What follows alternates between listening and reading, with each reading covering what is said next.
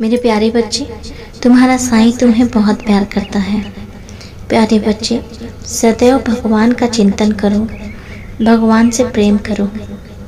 आज जो बता रहा हूँ ध्यान से सुनो। नाम स्मरण सदा से कष्टों से मुक्ति का कारक रहा है। प्यारे बच्चे, कलयुग में सभी कष्टों से छुटकारा पाने के लिए हरि के नाम के जाप से बड़ा कोई रामबाण नहीं है। यह सच्चाई आज के लोग भूल गए हैं। प्यारे बच्चे, हरि के नाम के बजाय वे धन की देवी श्री को अधिक सम्मान देते हैं। धन के उपासक हरि के उपासकों से कहीं अधिक है। प्यारे बच्चे, लोगों को यह याद रखना चाहिए कि यदि ईश्वर सभी चीजों का स्रोत है तो उसे ही हर समय याद किया जाना चाहिए।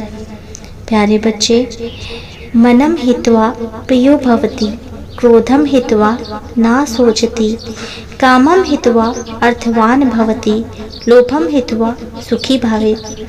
अर्थात वास्तविक आनंद क्षण भंगुर सुखों से ऊपर होता है। प्यारे बच्चे, अहंकार एवं अभिमान रहित मनुष्य सभी को प्रिय होता है। क्रोध पर विजय प्राप्त करने वाला दुख से मुक्त हो जाता है। प्यारे बच्चे, जिसने कामना का त्याग कर दिया है वह धनवान है। लोभ पर विजय पाकर मनुष्य सुखी हो जाता है। प्यारे बच्चे, इच्छाएं बहुत भयानक होती हैं। लोभ, भय, क्रोध से भरा हुआ कोई भी मनुष्य इस संसार में कुछ भी प्राप्त नहीं कर सकता। प्यारे बच्चे, लालच सबसे पहले आता है। अत्यधिक इच्छाएं मनुष्य को नीचा दिखाती हैं। तुम इच्छाओं को पूरी तरह से नहीं छोड़ सकते, लेकिन इनकी एक सीमा होनी चाहिए। प्यारे, जब इच्छाएं सीमा से अधिक हो जाती हैं तो मनुष्य भटक जाता है। इच्छाएं बहुत भयानक होती है। आज का शत्रु कल का मित्र बन सकता है और मित्र शत्रु बन सकता है, लेकिन इच्छाएं शाश्वत शत्रु हैं। वे मनुष्य को निरंतर सताती रहती हैं। गीता में इच्छा को मनुष्य का नित्य शत्रु अर्थात शाश्वत शत्रु घोषित किया गया है। प्यारे बच्चे, इसलिए अपनी अपनी इच्छा पर नियंत्रण रखो। अशांति का शिकार होकर मनुष्य विभिन्न माध्यमों से परमात्मा को खोजता है, परंतु वह यह अनुभव करने में असमर्थ क्यों है कि वह क्या चाहता है, उसके दुख का कारण क्या है। क्या यह अपूर्ण इच्छा और उसके प्रयासों की विफलता के कारण है? क्या वह दुखी है क्योंकि उसके पास विभिन्न संपत्ति नहीं है, या अपने मनवांछित फल पाने में वह असफल रहा है?